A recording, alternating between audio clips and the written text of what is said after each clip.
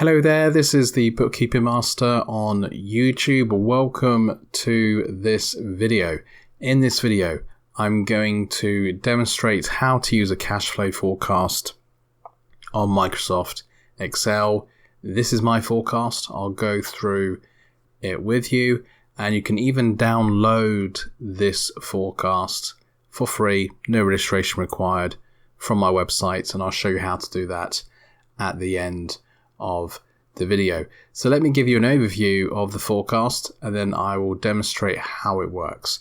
So at the top left here, you can put in your business name, and there are 4 periods: 1, 2, 3, and 4. You can change these period headings to weeks, so week 1, 2, 3, and 4, or months, or whatever you like. But most businesses will use weeks or months.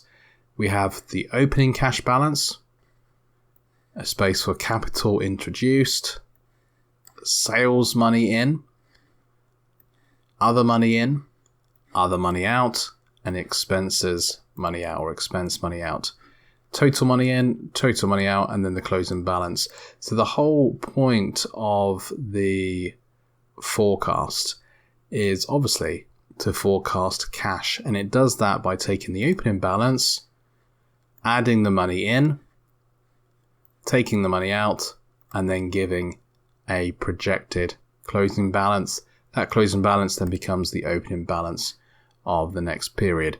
Below the table, there's this really cool graph that will automate as the data is put in. Now, a lot of these boxes will be automated, and you'll see that as I use the spreadsheet. There is a tab here for capital introduced, period 1, 2, 3, 4. Once again, you can change these to weeks or months. The same with sales, a lot more room though. So we have a whole page here for period 1, period 2, period 3, so forth. And then we have expenses as well. So as I enter information into the expense, sales, capital introduced tabs, the forecast will auto-populate that data. So that's a quick overview of the spreadsheet. Now let me show you how it actually works. So the first bit of information you need to enter is the opening cash balance. That could be the cash balance right now. It could be the business's cash balance tomorrow. It could be the forecast balance as of Monday next week. Generally, it is the balance as of now though. What is the balance in the business bank account now? So let's put that in. Let's say it's 5,457. Capital introduced. So if I go to the capital introduced tab, I simply enter the forecast capital. So let's put some dates in. So let's do 22nd of July and capital from owner A, and I'll enter the amount. Let's say it's going to be 4,500. Nothing in period 2. In period 3, owner B on the 15th of the 9th is going to introduce owner B 6,000. And then there'll be nothing in period 4. So as I've entered that information, date, description, and amount, you'll see that's starting to be entered here, 4,500 and 6,000, period 1 and period 3. The same works with the sales. So we can enter the forecast money coming in. So once again, let's do some dates, 23rd of July. There's space for customer. Something I should mention while I'm filling this out is that all the tabs, all the pages are printer friendly. So invoice 4578B,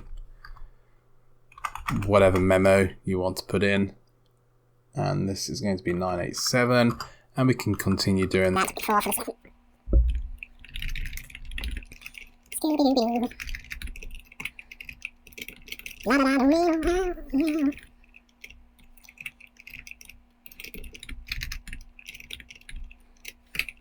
That's period 1. I can move on to period 2.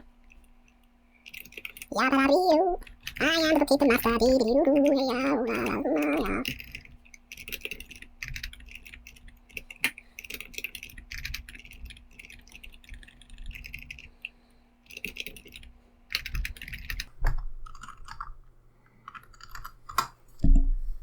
Okay, and then I won't enter anything into period 4 for the sake of time.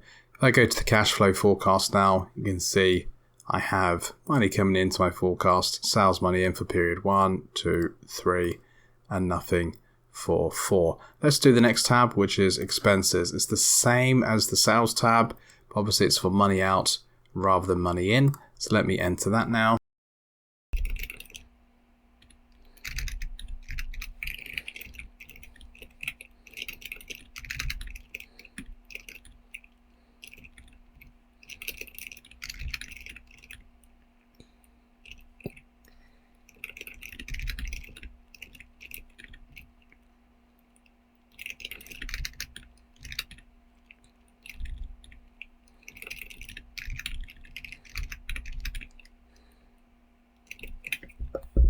That's the expenses done. Let's have a look at the cash flow forecast. So we have opening cash balance, capital introduced, sales money in, expenses money out, a total money in, total money out, and then a projected closing balance, which then becomes the opening balance for the next period, and it repeats. And you can see the projected cash balance after period 4. Down the bottom, here is our fancy graph that displays the closing balances as per period. Now there's 2 lines here I have not entered, other money in, other money out, because there could be other money in that's not sales money in or capital introduced, and there could be other money out which is not expenses money out. So these are just manual boxes where you can make a note if you like to of what the figure is. So it could be I have 2,000 coming in, which is, if I edit the note, is expected rent rebate. Wouldn't that be nice? Okay, and then other money out, let's do 3,000 here and 3,000 here. And that could be for something that's not an expense, such as owner's drawings or tax payments or something like that. So that's the basics of how this cash flow forecast works. It's very effective. A lot of it is automated.